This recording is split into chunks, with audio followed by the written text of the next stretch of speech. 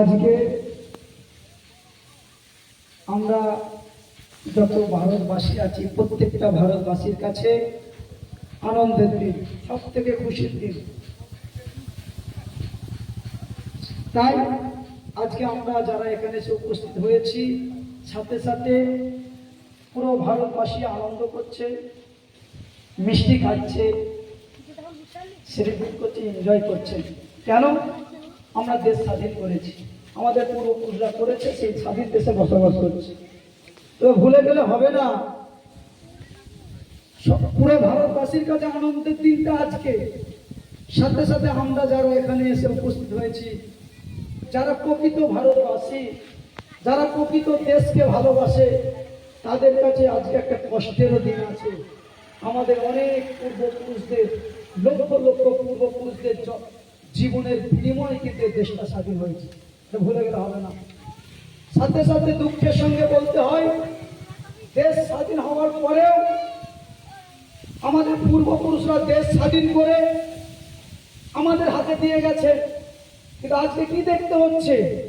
নেতাজি সুভাষচন্দ্র বোস মেহনত করে, কষ্ট করে, তিনার সাথী সঙ্গীদেরকে নিয়ে, স্বাধীনতা সংগ্রামীরা অনেক কষ্ট করে দেশটা স্বাধীন করতেন। কিন্তু আজকে ইংরেজ তো চলে গেল, ইংরেজদের কিছু অবৈধ সন্তান আছে আমার মহাপুরুষ স্বাধীনতা সংগ্রামী নেতাজির নামে কথা বলছে।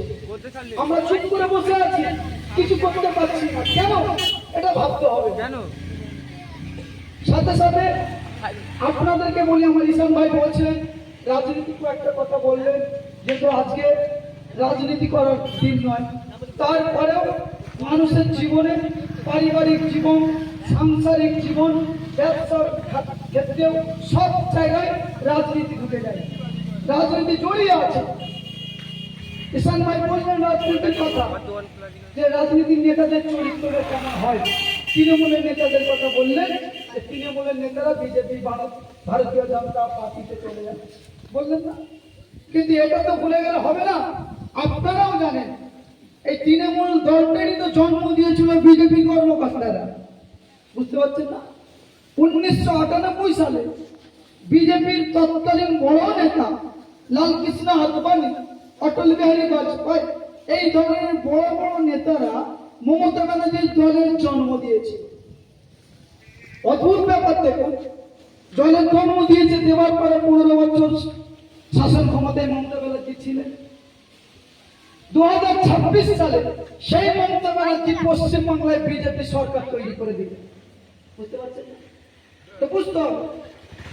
আর এরা একে অপরে তো আলাদা নয়, এটা বাংলার মানুষ জানতে পেরেছে, তাই এটা নতুন বিষয়ের ব্যাপার নয়। হ্যাঁ, তবে এতটুকু কথা এটা মাথায় রাখতে হবে, আপনারা যারা সাধারণ মানুষ আছে, স্বাধীনতার পর থেকে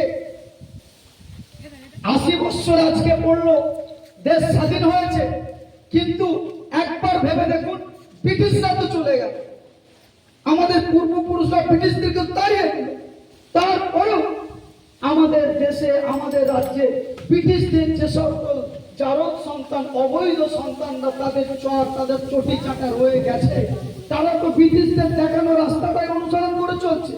ব্রিটিশরা গরিব মানুষের অত্যাচার করত, তথাকথিত রাজনীতির কারবারিরা আমার দেশকে লুটে এসেছে, গরিবের টাকা ঝেড়ে খেয়েছে, গরিবের মেয়েদের, ছেলেদের প্রতি অত্যাচার করেছে, গরিবের মেয়েদেরকে ধর্ষণ করেছে, তার প্রমাণ আমার তিলোত্তমাবু। গরিবের ছেলেকে খুন করেছে, তার প্রমাণ আনিস খান। গরিবের মেয়েকে খুন করেছে, তার প্রমাণ আমার তামান্না। ইংরেজরা অত্যাচার করতো, রুলার চালাতো, মারতো, তার প্রমাণ আপনার এই রাজগুলাই কি একাকি ঘটেনি? ব্রিটিশদের অবৈধ সন্তান যারা আছে, রাজনীতির ব্যানার লাগিয়ে দীর্ঘ স্বাধীনতার পর থেকে গরিব, দলিত, মুসলিম, আদিবাসীদের লুটেছে, সে বিগত সরকারের আমল থেকে আপনি বিবেচনা করে দেখুন, ভুল কথা হবে? তাহলে সরকার পরিবর্তন করে মানুষের ভালো করা যায় না। একটা কথা আপনাদেরকে স্মরণ করে দিই, আমাদের বড় ভাইরা বারবার আমাদেরকে একটা কথা বলে, কি বলেন? তোমরা ভালো মানুষ হবে। আমাদের ভাইজান, আব্বাস ভাইজান, একটা কথা বললে আপনি বুঝতে পারবেন, পৃথিবীতে 13 লক্ষ প্রজাতির প্রাণী আছে। কত কথাটা বুঝতে হবে, আপনারা সব সিনিয়র লোক। পৃথিবীতে 13 লক্ষ প্রজাতির প্রাণী আছে। বাঘ, হরিণ, মানুষ, গরু, ছাগল, জলে, জঙ্গলে, নদীতে 13 লক্ষ প্রজাতি। তো 13 লক্ষ প্রজাতির প্রাণীর মধ্যে সব থেকে উন্নত মানের প্রাণী হচ্ছে মানুষ। জানেন তো আপনারা কেন মানুষ উন্নত মানের? মানুষ ভালো মতো বিবেচনা করতে পারে, মানুষ স্বপ্ন দেখতে পারে, মানুষ ইনকলাব করতে পারে, মানুষ সব পারে। যে স্বপ্নটা দেখে সেই স্বপ্নটাকে সাকসেস করার জন্য সবকিছু করতে পারে। কিন্তু বিষয়টা এখানটাতে মানুষ সব থেকে উন্নত মানের মানুষ, সেই জন্য তিনাকে মানুষ বলা হয়। বাকি যত প্রাণী আছে তারা কিন্তু মানুষের মতো নয়। কেন মানুষ উত্তম আমি বললাম, এই কত বৈশিষ্ট্য মানুষের আছে। কিন্তু বনের পশু সেটা পারে না, বাঘ সেটা পারবে না। বাঘ যে স্বপ্নটা দেখে সাকসেস করতে পারবে। বাঘ যদি মনে মনে করে আমি বুঝ করি তার 5টা ঘুরতে পারবে, স্বপ্নটাই হয়ে যায়। কিন্তু মানুষ যদি মনে করে পারবে, সেই জন্য মানুষ শ্রেষ্ঠ।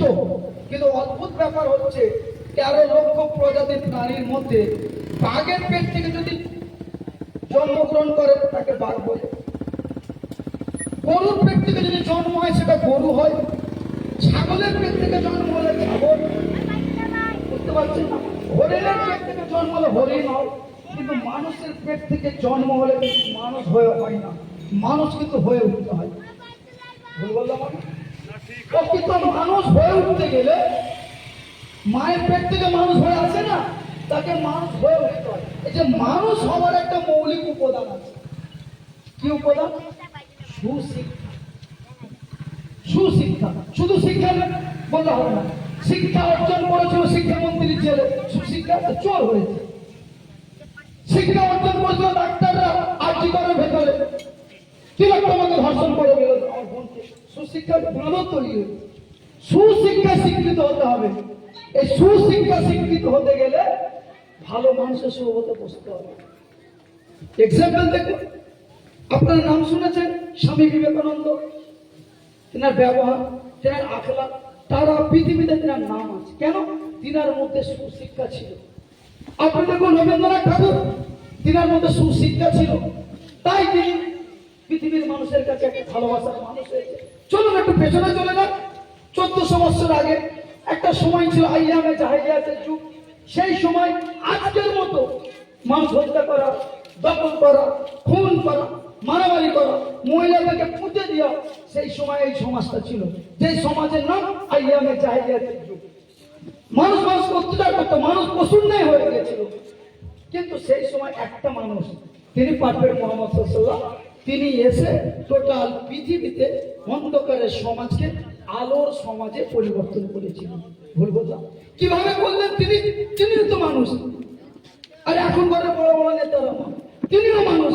ডক্টর বুশ ছিল মানুষ, তিনিও মানুষ। আরো বড় বড় মাফিয়া ক্রিমিনাল যারা ছিলেন তিনারা মানুষ, তিনিও মানুষ ছিলেন। হযরত মুহাম্মদ সাল্লাল্লাহু আলাইহি ওয়াসাল্লাম, সেই সময় ফেরাউন বলে একজন, সেও মানুষ ছিল। ইতিহাস পড়েছেন? তিনিও মানুষ। সেই সময় নমরুদ বলে কে এসেছিল ওনার আগের সময়, সেটাও মানুষ। নবী মুহাম্মদ সাল্লাল্লাহু আলাইহি ওয়াসাল্লাম যখন ছিলেন সেই সময় মানুষ ছিল আবু জেহেল, আর নবী মুহাম্মদ সাল্লাল্লাহু আলাইহি ওয়াসাল্লাম মানুষ ছিলেন। তো তিনার দ্বারা পৃথিবীকে অন্ধকার থেকে আলো সমাজ করা পসিবল হলো কিভাবে? তিনার মধ্যে সৃষ্টিকর্তা সুশিক্ষা দিয়েছিলেন। তাই ভালো মানুষ হতে গেলে সুশিক্ষা পেতে হবে। তার আরেকটা প্রমাণ নিয়ে নেন।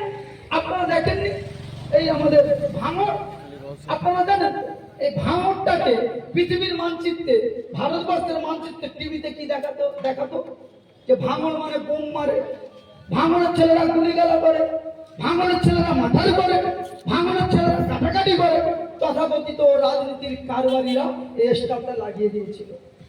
কিন্তু বিগত 5 বছরে দেখেন, 5 বছরে নওশাদ সিদ্দিকীর সঙ্গে ভাঙড়ের ছেলেরা উঠা বসা করেছে, ভাঙড়ের ছেলেরা মেলামেশা করেছে, নওশাদ সিদ্দিকীর কথা মতো ভাঙড়ের ছেলেরা চলেছে। যেই ভাঙড়কে স্বাধীনতার পর থেকে তথাকথিত রাজনীতির কারবারিরা স্টাম্প মেরে দিয়েছিল, ভাঙড়ের ছেলেরা রক্ত খুন করে, রক্ত দেখে মার্ডার করে। 5 বছরের নওশাদ সিদ্দিকী ভাঙড়কে রক্তদানের ভাঙড় তৈরি করে দিয়েছে। অস্বীকার করতে পারবে? কিভাবে হলো? নওশাদ সিদ্দিকী ভালো মানুষ, সুশিক্ষা তেনার মধ্যে আছে, তাই তেনার দ্বারা করা সম্ভব হয়েছে। তাই আপনাদেরকে অনুরোধ করবো, আপনাদেরকে কোটা বসা করতে হবে, ভালো মানুষের পাশে থাকতে হবে। ঈশান ভাই বলছিলেন আগেকার নেতারা চুরি করেছে, মাফিয়াগিরি করেছে, খুন খারাপি করেছে, আর তারা তো করবেই।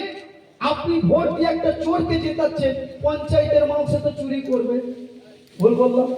আপনি ভোট দিয়ে একটা দুশ্চরিত্রের নেতাকে জেতাচ্ছেন, সেটা আপনার মা বোনের কি বলে বিষয় মন্ডলের কথা বলবে। আপনি ভোট দিয়ে একটা মাতালকে জেতাচ্ছেন, সে মদের দোকানে খুলবে আর কিছু তৈরি করবে, বুঝতে পারছেন না? তাই আপনাদেরকে ভাবনা চিন্তা করে আগাতে হবে। সাথে সাথে আপনারা যারা এখানে আছেন মনে রাখবেন, যেভাবে ব্রিটিশরা আমাদের উপরে অত্যাচার করেছিল, কিভাবে অত্যাচার করলো, 200 বছর ব্রিটিশরা আমাদের উপরে অত্যাচার করেছে। কিভাবে করলো? ভারতবাসীর উপরে ব্রিটিশরা অত্যাচার করার আগে দেখলেন ভারতে অনেক মানুষ, হিন্দুস্তানে প্রচুর মানুষ, এরা যদি ঐক্যবদ্ধ হয়ে যায় তাহলে ব্রিটিশদেরকে তাড়িয়ে দেবে।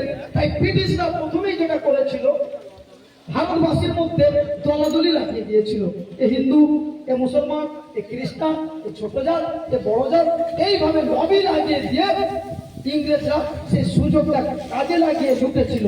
কিন্তু আমাদের পূর্বপুরুষরা যখন জানতে পারলেন যে ব্রিটিশরা আমাদেরকে লুটছে, আমাদের ক্ষতি করছে, তখন আপনার আমার পূর্বপুরুষরা ঐক্যবদ্ধ হয়ে নেতাজির মতো মানুষ, স্বাধীনতা সংগ্রামী আশফাকুল্লাহ খানের মতো মানুষ, ক্ষুদিরামের মতো মানুষ সকলে মিলে যখন ঐক্যবদ্ধ হয়ে লড়াই করলো, যে ভারতবাসী হিসাবে লড়াই করেছে, হিন্দু মুসলমান ডিভাইড ভাবে ওনারা লড়াই করেননি।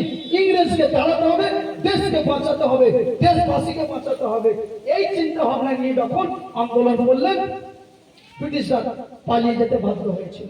এই ব্রিটিশদের অনুসরণ করে আমার দেশে, আমার রাজ্যে ব্রিটিশদের কিছু জারদ সন্তান রয়ে গেছে, অবৈধ সন্তান রয়ে গেছে, থেকে গিয়ে তারাও স্বাধীনতার পর থেকে ভেদাভেদ লাগিয়ে দিয়েছে, রাজনীতির ব্যানার লাগিয়ে, রাজনীতির দোহাই দিয়ে ভাই ভাই ঝামেলা করিয়ে দিচ্ছে। ও হিন্দু, ও মুসলমান, ও খ্রিস্টান, ও ছোট জাত, দেখুন ঠিক ব্রিটিশদের মতো লবি লাগিয়ে দিয়েছে, পাড়ায় পাড়ায় মারপিট, একই জায়গায় দুটো বেদি বানিয়ে দিয়েছে, একই জায়গায় দুটো ঝান্ডা বানিয়ে দিয়েছে, দুই ভাইকে দু দলে বিভক্ত করে দিয়েছে।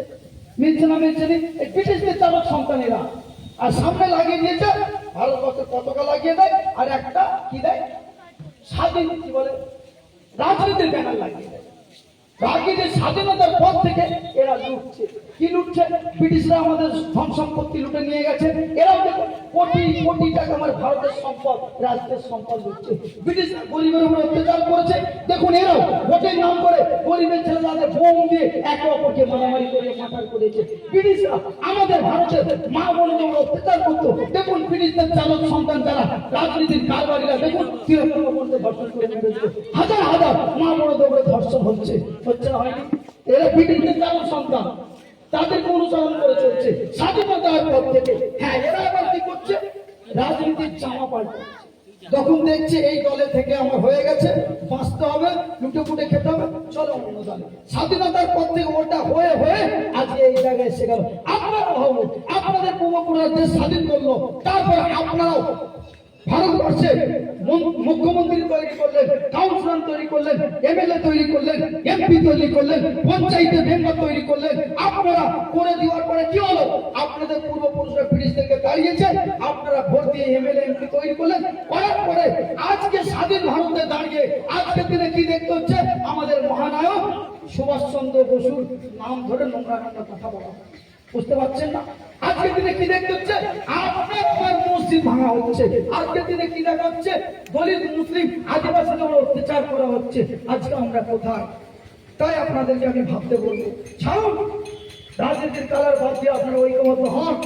আর আপনাদেরকে ভাবতে হবে, স্বাধীনতার পর থেকে ব্রিটিশরা তো চলে গেল, এই ব্রিটিশদের দালালগুলোকে আমরা দীর্ঘদিন ভোট দিয়ে ক্ষমতা দিয়ে দেশের রাজ্যের ক্ষমতা দিলাম, দিয়ে আজকে আমার দেশও শেষ, দেশবাসীও শেষ, রাজ্যও শেষ। শেষ পর্যায়ে স্বাধীনতা সংগ্রামীদের উপরে অ্যাটাক করার চেষ্টা, তাদের নামে বাজে বাজে কথা বলার চেষ্টা হচ্ছে। তাই আমাদের উচিত হবে, আমাদের পূর্বপুরুষরা যেভাবে ব্রিটিশদেরকে তাড়িয়েছে, আমাদের উচিত সকলে ঐক্যবদ্ধ হয়ে ব্রিটিশদের যারা অবৈধ সন্তান আছে, ব্রিটিশদের যারা দালাল আছে, যারা রাজনীতির স্টাম্প লাগিয়ে ছত্র ছাওয়াই থেকে দেশবাসীকে দেশের জনগণকে লুটছে, তাদের বিরুদ্ধে আমাদেরকে গর্জে উঠে বিগত দিনে আমাদের পূর্বপুরুষরা যেভাবে থেকে দাঁড়িয়েছে, এই ব্রিটিশদের অবৈধ সন্তানগুলোকে আমাদের রাজ্য এবং দেশ থেকে তাড়াতে হবে। এই প্রস্তুতি নিতে হবে। এবার আপনারা যে করবেন, প্রস্তুতি নেবেন, ঐক্য হবেন, একত্রিতভাবে থাকবেন। নেতা বলে তাকে মানবেন? বলুন, কাকে নেতা বলে মানবেন? যে দেশ লুটেছে তাকে মানবেন, না দেশকে যারা স্বাধীন করেছে তাদেরকে মানবেন? দেখুন, আজকে 15 বছরে যে সরকার চলে গেল, এরাও মতো দেশ প্রেমিক, ভারতবর্ষের নাগরিক, দেশ প্রেমিক নেতা বলে কি করেছে? দেশের সম্পদ লুট করেছে, দেশের মহিলাদের উপর অত্যাচার করেছে, আর্থিকর থেকে শুরু করে শিক্ষার পরিকাঠামো নষ্ট করে দিয়েছে। আর যিনারা দেশকে বাঁচিয়েছে, তিনার পূর্বপুরুষরা স্বাধীনতা সংগ্রামী ছিলেন, তিনার চতুর্থ প্রজন্ম নওশাদ সিদ্দিকী তখন বলতে এসেছে, ভাই এসো আমার পাশে, তখন এই চটি ছাটাগুলো তাকে দালাল বলেছে। ভুল বললাম? তাকে দালাল বলেছে। যখন দেশটাকে লুটেছে আপনার বিধায়ক গুলশান মল্লিক, এই যখন ব্রিটিশদের চক, ব্রিটিশদের দালাল, এরা দেশবাসীকে যখন লুটেছে, দেশের সম্পদকে যখন লুটেছে, তখন আব্বাস সিদ্দিকী বলেছিল তোদের ওয়াকফ সম্পত্তি হাতছাড়া হয়ে যাবে, তোদের মসজিদ হাতছাড়া হয়ে যাবে, তোদের নাগরিকত্ব ভোটার লিস্ট থেকে নাম কাটা হবে। যখন স্বাধীনতা সংগ্রামী বংশের আওলাদ আব্বাস সিদ্দিকী ভাইয়ের এই কথা বলেছিলেন, আপনার পরে চটি চাটা যারা আজকে জামা পাল্টে বিজেপি করেছে, এরা গুলশান মল্লিকের পাশে থেকে আমার নেতাকে দালাল বলেছিল। আজকে সেই হারামখোরগুলো কোথায়? প্রশ্নটা আপনারা করবেন, প্রশ্নটা আপনাদেরকে করতে হবে। বলুন, আজকে তারা কোথায়? তারা ওদিকে লুটে খেয়ে আবার অন্য জায়গায় চলে গেছে। আপনারা আজকে আপনাদেরকে আমি ভাবতে বলবো, আচ্ছা আব্বাস সিদ্দিকী ভাইজান বলেছিলেন তোদের মসজিদ হাত থেকে চলে যাবে, তোদের মাদ্রাসা চলে যাবে, যাচ্ছে না যায়নি? যাচ্ছে না যায়নি? এখন কিছু কিছু ছেলেরা আজকে স্বাধীনতা দিবসের দিন যদি বলছেন ভাই আজকে এইসব কথা হচ্ছে কেন? কারণ ব্রিটিশরা তো চলে গেছে, ব্রিটিশদের অবৈধ সন্তানগুলো আমার দেশবাসীকে দেশের সম্পদ লুটছে। শুধু তাই নয়, রাজনৈতিক স্টেশন দিয়ে নেতাজির মতো মানুষের উপরে নোংরা ভাষা আক্রমণ করছে।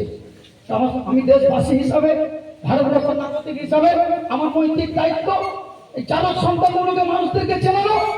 যখন ভাইজান বলেছিলেন ভারতবর্ষের মধ্যে একটা কালো মেঘ দেখা দিয়েছে, সেটা ভারতবর্ষের জন্য খুব ক্ষতিকারক, ভাইজান বলেছিলেন, তখন এরা আব্বাস সিদ্দিকীকে দালাল বলেছিল। আজকে নেতাজির উপরে আক্রমণ হচ্ছে, এই হারামখোরগুলো আজকে কোথায়? এরা কোথায়? কোন কথায় ঢুকে বসে আছে? তাহলে এরা কারা? এরা প্রকৃত কিন্তু ভারতবাসী নয়, আমার ভারতবর্ষের সন্তানও নয়। বুঝতে পারছেন না? সন্তান রকমের বুঝতে পারছেন তো? ভাইজান বলেছিলেন তোমাদের নাগরিকত্ব কেড়ে নেবে, ভোটার লিস্ট থেকে নাম বাদ চলে যাবে। তখন আপনাদের এখানে অনেক বড় বড় নেতা ছিল, চমকে ছিল, অনেক রকম কথা, অনেক বড় বড় কথা বলেছিল। ভোটার লিস্টে নাম বাদ গেছে না গেছে? দিদি আজকে কোথায়? এখনো পর্যন্ত 2026-এ যে কটা এমএলএ তৃণমূল সরকার ক্ষমতায় থাকার পর চলে গেল, যে কটা 80টা 81টা এমএলএ বেশিরভাগ মুসলমানরা ভোট দিয়ে জিতিয়েছে। বলে বলছি আমি 27 লক্ষ মানুষের ভোটার লিস্ট থেকে নাম বাদ চলে গেল। আব্বাস সিদ্দিকী বলেছিল নাম কেটে দেবে, কথা মিলল না মেলেনি? যে হারাম বলতো না আব্বাস সিদ্দিকীকে দালাল বলেছিল, তার গুলশান মল্লিক কোনো কথা বলেছে? গুলশান মল্লিক কথা বলেছে? কথা বলেনি। ভালো তৃণমূল হয়েছে, কারবার দেখো ভালো না খারাপ? কোনটায়? যাক, বালিশ। তাহলে আপনাদেরকে আমি অনুরোধ করছি, আপনার নেতা চিনতে শিখুন, নেতা চিনতে শিখুন। আমি আজকে এখানে তাই সেটাই আপনাদেরকে বোঝাতে এসেছি। স্বাধীনতা দিবসের দিন আমি এখানে এসে দেখলাম অনেকগুলো পতাকা লাইন দেওয়া, খুব ভালো জিনিস, খুব ভালো, ভালো লাগছে। একসঙ্গে আপনারা রাজনীতি করছেন, ঠিক আছে, কিন্তু আমার প্রশ্ন, এই জায়গায় স্বাধীন হয়েছে দেশ 80 বছর, তাই তো?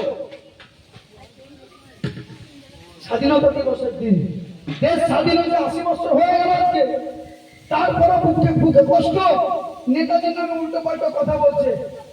সাথে সাথে শুধু তাই নয়, দেশ স্বাধীন হয়েছে। আচ্ছা আপনারা বলুন তো, পশ্চিমবাংলার সরকার তৈরি করে কে? শুধু মুসলমানরা না, হিন্দু, মুসলমান, দলিত, আদিবাসী সবাই ভোট দিয়ে সরকার করে। অস্বীকার করতে পারবেন? সবাই ভোট দিয়ে সরকার করে। কেন্দ্রের সরকার, ভারতবর্ষ সরকার ক্ষমতায় আনে কারা? শুধু এক ধরনের মানুষ না, ভোট দেয় হিন্দু, মুসলমান, দলিত, আদিবাসী, এক কথায় ভারতবর্ষের নাগরিকরাই ভোট দিয়ে সরকার ক্ষমতায় আনে। কাউন্সিলর হোক, মেম্বার হোক, এমএলএ হোক, চিফ মিনিস্টার, প্রাইম মিনিস্টার, যারাই ক্ষমতায় আসে সকলের ভোট নিয়ে হয়, তাই না? বলুন, স্বাধীনতার পর থেকে যতগুলো মুখ্যমন্ত্রী হয়েছে, যতগুলো প্রধানমন্ত্রী হয়েছে, যতগুলো এমএলএ হয়েছে, চিফ মিনিস্টার, রাষ্ট্রপতি, সকলে ভোট নিয়েছে তো সর্বধর্মের মানুষে। হিন্দু সিপিএমে হিন্দু, মুসলমান, দলিত, আদিবাসী সবাই সিপিএমকে ভোট দিয়েছে, তাই 34 বছর ছিল। কংগ্রেস 28 বছর ক্ষমতায় ছিল আমার রাজ্যে, হিন্দু, মুসলমান, দলিত, আদিবাসী সকলে ভোট দিয়েছে। মমতা ব্যানার্জি 15 বছর ক্ষমতায় ছিলেন, হিন্দু, মুসলমান, দলিত, আদিবাসী সবাই ভোট দিয়ে ক্ষমতায় এসেছে। আমার প্রশ্ন রাজখোলায় দাঁড়িয়ে সবাই ভোট দিয়ে সরকার ক্ষমতায় আনে, সবার ধর্মস্থানগুলো দাঁড়িয়ে আছে, আপনার মসজিদ ভাঙা হচ্ছে কেন? প্রশ্ন কি করবেন না? দীঘায় জগন্নাথ মন্দির হচ্ছে, সমস্ত দলের লোকেরা যাচ্ছে, আর আপনার ইয়ে করে মসজিদ ভাঙা হচ্ছে কেন? প্রশ্ন কি আপনার একবার জাগে না? বলুন, আপনার আদান নিয়ে এত চুলকানি কেন? প্রশ্ন কি করবেন না? আদিবাসীদেরকে জল জমিগুলো লুট হচ্ছে, প্রশ্ন কি আপনারা করবেন না? অনেকে আবার বলছে লজ্জা শরমের কিছু নাই, অনেকে বলছে যে আমরা এবার আসবো, আমাদেরকে সাথে রাখো, আমরা এই রাজ্য চালাবো। প্রশ্ন আমারও তো এখানটাতে, স্বাধীনতার পর থেকে সকলকে তো আমি দিয়ে আসলাম, এই জায়গায় শুধু মুসলমানরা বেশি বিপদে কেন? দলিতরা বেশি বিপদে কেন? গরিব হিন্দুরা বেশি বিপদে কেন? সকলকে তো একবার দিয়েছি আমরা, সকল মিলে ভোট দিল আমার পূর্বপুরুষরা। আজকে আমরা এই জায়গায় দাঁড়িয়ে কেন? এইটা আমি বোঝাতে এসেছি। কারণ ভোট আপনি যে দিচ্ছে, ভুল নেতাকে আপনি চুজ করছেন।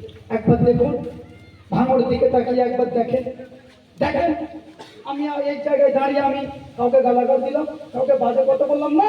তবে হ্যাঁ, এখানে দাঁড়িয়ে আমি আমার নেতার কথা বলতে এসেছি। আমার নেতা মমতা ব্যানার্জির মতো নয় খুনি, আমার নেতা অন্যান্য নেতাদের মতো নয় ধর্ষণকে আসামি, আমার নেতা অন্যান্য নেতাদের মতো নয় গরিবের টাকা ছেড়ে খেয়েছে, আমার নেতা অন্য কারো নেতাদের মতো নয় পুড়িয়ে মানুষকে বক্তে মুসলমানদেরকে দলিতদেরকে পুড়িয়ে মেরে দিয়েছে। আমার নেতার নাম নওশাদ সিদ্দিকী। যে নওশাদ সিদ্দিকী স্বাধীনতার সংগ্রামী বংশের সুসন্তান, তার কথা আমি বলতে এসেছি। যে আব্বাস সিদ্দিকীর কথা বলতে এসেছি, যাদের শরীরে যে ব্লাডটা আছে, যেই রক্তটা আছে, সেই রক্তটা সারা পৃথিবী চালিয়েছে, সেই নেতার প্রচার আমি করতে এসেছি। যেই নওশাদ সিদ্দিকীর প্রচার করতে এসেছি, তিনি দলিত, মুসলিম, আদিবাসী দেখে না, হিন্দু দেখে না, মানুষ যখন বিপদে পড়ে যায় তার পাশে গিয়ে দাঁড়ায়, আমি তার কথা বলতে এসেছি, আপনাদেরকেও শোনাতে এসেছি। আসুন নওশাদ সিদ্দিকীর পাশে, ভালো মানুষের পাশে আসুন। ভাঙড় থেকে আপনারা শিক্ষা নেন, ভাঙড় থেকে শিক্ষা নেন। সমাজকে বাঁচাতে হবে, দেশবাসীকে বাঁচাতে হবে। স্বাধীনতা দিবসের দিন মনে অনেক, আজকে অনেক আনন্দের দিন, সাথে সাথে দুঃখেরও দিন। আজকে এমন জায়গায় চলে গেছে, এই আমাকে ভাই বলছিলেন যে তৃণমূল বিজেপি এক জায়গায় চলে যাচ্ছে। আজকের দিন পর্যন্ত এতগুলো মানুষ আছে, মিডিয়া হচ্ছে, অনেক এখন কমেন্টও করছে যে না, আব্বাস সিদ্দিকী বিগত দিনে যা বলেছিল সব মিলে গেছে। মেলেছিল, মেলেনি? মেলেছিল, মেলেনি? পশ্চিমবাংলার কোন নেতা বলেছিল যে তোদের মসজিদ হাত থেকে চলে যাবে? কেউ বলেছে? একমাত্র আব্বাস ভাইজান বলেছিলেন। কে বলেছিল যে তোদের ওয়াকাফ চলে যাবে? একমাত্র আব্বাস সিদ্দিকী বলেছিল। কে বলেছিলেন যে তোদের মা বোনের ইজ্জত চলে যাবে? দেখো আমার বোন তিলকমার ইজ্জত চলে যাবে। কে বলেছিলেন যে তোদের মসজিদের মাইক কিছু থাকবে না? বলেছিল না? বলেনি? সাথে সাথে প্রত্যেকটা আব্বাস সিদ্দিকীর কথা মিলে গেছে। ভাইজান এটাও বলেছিলেন যে তৃণমূল সেই বিজেপি আলাদা নয়। তার প্রমাণ হচ্ছে না? হয়নি? প্রমাণ হচ্ছে না? হয়নি? তাই চিন্তা করার কোনো দরকার নেই, চিন্তা করার কোনো দরকার নেই। আপনারা দেশ বাঁচানোর স্বার্থে, দেশবাসীকে বাঁচানোর স্বার্থে আসুন, আসুন। মাঝে মাঝে এখন নতুন সরকার এসেছে, সে তার মতো চালাচ্ছে। সাথে সাথে বিজেপি সরকারের সঙ্গে মমতা ব্যানার্জি সরকার মিলেমিশে চলছে। এরা বলতো এরা বিজেপির দল, এই কথা বলতে গিয়ে কখন পুরো দলটাই বিজেপিতে চলে গেল, বোঝা গেল না। আর এই জায়গায় স্বাধীনতা দিবসের দিন, স্বাধীনতা দিবসের মধ্যে আলোচনা হবে অনেক রক্তের বিনিময়ে আমার দেশ স্বাধীন হয়েছে। আমি দেশকে ভালোবাসি, দেশবাসীকে ভালোবাসি। দেশবাসীর পাশে থাকার শিক্ষা আমার ভাইজান দিয়েছেন, আব্বাস ভাইজান দিয়েছেন। তাই আমি আজকে পরিষ্কার বলছি, এখানে যে দায়িত্বে আছে এই অঞ্চলে, কোন অঞ্চল এটা? জলা বিশ্বনাথপুর অঞ্চল। এখানে দায়িত্বে আছে আমাদের বিল্লাল ভাই, নাসিরুল ভাই, আর এই বুথে দায়িত্বে আছে কি নাম সব, হাসমত আছে, আরো অনেকে আছে। এখানে আমাদের মমতাজুল ভাই আছে, আরো সব আমিরুল্লাহ আছে, মমতাজুল ভাই আছেন, আমাদের হাফিজুল ভাই, আরো সবাই আপনারা আছেন। ক্যামেরা হচ্ছে পরিষ্কার বলে দিয়ে যাচ্ছি, আপনারা স্বাধীনতা দিবসের দিন যেভাবে একসঙ্গে মিলেমিশে আছেন, একসঙ্গে মিলেমিশে থাকবেন। কোন রাজনীতির কারবারিদের পাল্লায় পড়ে নিজেদের মধ্যে কিন্তু মারামারি করবেন না, খবরদার করতে যাবেন না। তবে হ্যাঁ, কোন রাজনীতির দলের গুন্ডা মাস্তানরা যদি মনে করেন 15 বছর লুটে পুটে খেয়েছি, তার আগে সিপিএম এর আমলে হারমাত বাহিনী করে খেয়েছি, তার আগে লুটে খেয়েছি, আবার আমরা এখন লুটে পুটে খাবো বিজেপিতে গিয়ে, তাদেরকে বলছি আমার বার্তাটা তাদের কাছে পৌঁছে দেবেন। আপনারা আপনাদের দল করুন, আমার কোনো আপত্তি নয়। যদি অন্যায় ভাবে কোনো একটা ছেলেকে ডিস্টার্ব করে, আইএসএফ এর ছেলের উপর যদি অত্যাচার করে, সে খ্যাপা যে ভাষায় বোঝে তাকে সেই ভাষায় উত্তর দেওয়া হবে। বলে দিলাম, সে যদি মনে করে এই সময় আমরা ক্ষমতায় আছি, বিজেপি আমাকে সাপোর্ট করবে, করে খ্যাপা শোন, তোর দিদি নওশাদের পাল্লায় পড়ে 15 বছরের দল ধূলিসাৎ হয়ে গেছে। 2 নম্বর কথা, আইএসএফ এর ছেলেদেরকে ধমকি দিয়ে লাভ হবে না। তোরা তো জামা পাল্টাস রে, আমাদেরকে আমাদের ভাইজান দীর্ঘ 10 বছর এমন ভাবে তৈরি করেছে দেশের সাথে যে কোনো পরিস্থিতিতে আমরা মোকাবিলা করতে পারি। এসব পাগলামি আমাদেরকে দেখালে হবে? তোরা তো ছুটি ছাড়তে ব্যস্ত থাকিস, তোর নেতা ভয়ে জামা পাল্টে ফেলে, পুলিশ এলে জামা দিয়ে পালিয়ে যায়, আর আমার নেতা কি করে? দেশ স্বাধীন করেছে, অন্যায় বিরুদ্ধে লড়াই করে। একটু কথা বলে ফেললাম, আপনারাও মিলেমিশে কারো প্রথম ভয় করবেন না, সত্য পথে থাকবে। তবে হ্যাঁ, অন্যায় করে কারো উপরে জুলুম করবেন না, আর কেউ যদি অন্যায় করে ছেড়েও কথা বলবেন না। কি বললাম? স্বাধীনতা দিবসের দিন গান্ধীজিকে স্যালুট করি, গালে চর দেখালে এই গালে মারতে বলতে, তাই তো? আরে তোমরা কি পড়াশোনা করো নাকি? বলতেন তো। নেতাজি সুভাষচন্দ্র বোস কি বলেছিলেন? রক্ত দাও, স্বাধীনতা দেবো। আমি নেতাজি সুভাষচন্দ্রকে অনুসরণ করছি, বলছি নাকি? কোনো টেনশন করার দরকার নেই, নিজেরা মিলেমিশে থাকবেন, ভয় করার কোনো দরকার নেই। আর যে সকল ছেলেগুলো মাস্তানি করবে, আপনারা প্রথমে ভদ্রভাবে তাকে বোঝাবেন, ভদ্রভাবে বোঝাবেন। আইনের হাত ধরল আমরা। বিগত 15 বছর থানাগুলো তৃণমূলের পার্টি অফিসে ব্যবহার করেছিল, পার্টি অফিসের মতো করেছিল। এখন কিন্তু থানার মতো চলছে, কারণ 26-এর আগে নওশাদ সিদ্দিকী ছিল না, 21-এর পরে এসেছে। আর এই মুহূর্তে 2021 সাল নয়, এটা 2026-এর আইএসএফ, 2026-এর আইএসএফ এর ছেলেরা সবকিছু করতে পারবে। কেন? দেশকে আমরা ভালোবাসি, দেশবাসীকে ভালোবাসি। কোনো অশান্তিতে জড়াবে না, কিছু সমস্যা করলে প্রশাসনকে জানাবে, ওদের ব্যবস্থা আমরা করে দেবো। বোঝা গেছে? নিজেদের মধ্যে মিলেমিশে থাকবেন।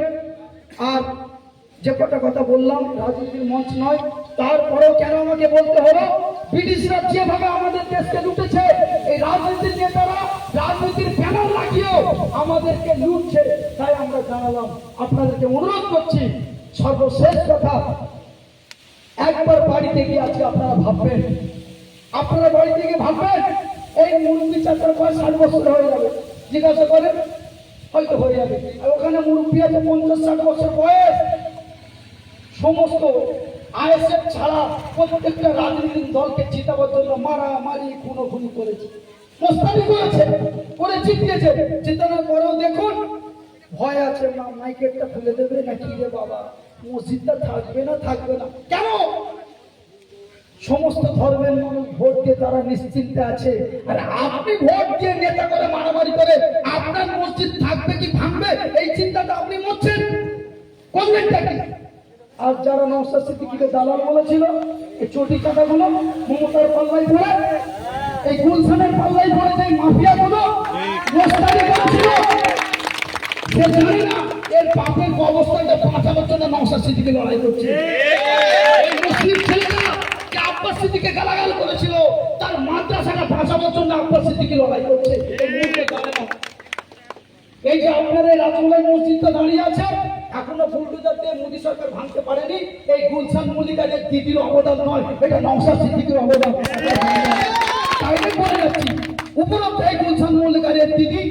করে এই মসজিদটাকে ভাঙার চেষ্টা করেছিল ওয়াকাফের আইন মেনে নিয়ে। বুঝতে পারছেন না?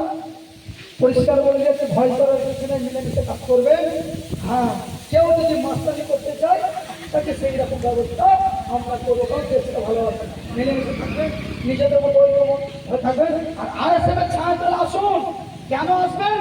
একমাত্র স্বাধীনতার পর থেকে এই মুরব্বী মানুষ আছে, বাবা আছে, চাচারা আছে, মিডিয়া হচ্ছে, স্বাধীনতার পর থেকে একটা এমএলএ যার কারোর সঙ্গে তুলনা হয় না, একমাত্র নওশাদ সিদ্দিকী। কারোর এক পয়সা ছেড়েও খায় না, কাউকে মার্ডারও করে না, কাউকে খুনও করে না, মানুষের হয়ে কাজ করছে একমাত্র নওশাদ সিদ্দিকী। তাই নওশাদ সিদ্দিকীর পাশে আসতে বললাম। ভালো থাকবেন, মেনে থাকবেন। আইএসএফ জিন্দাবাদ, ভারতবর্ষের সংবিধান জিন্দাবাদ। আজকে স্বাধীনতা দিবসের দিন, ভারতবর্ষের সংবিধান জিন্দাবাদ। ভালো থাকবেন।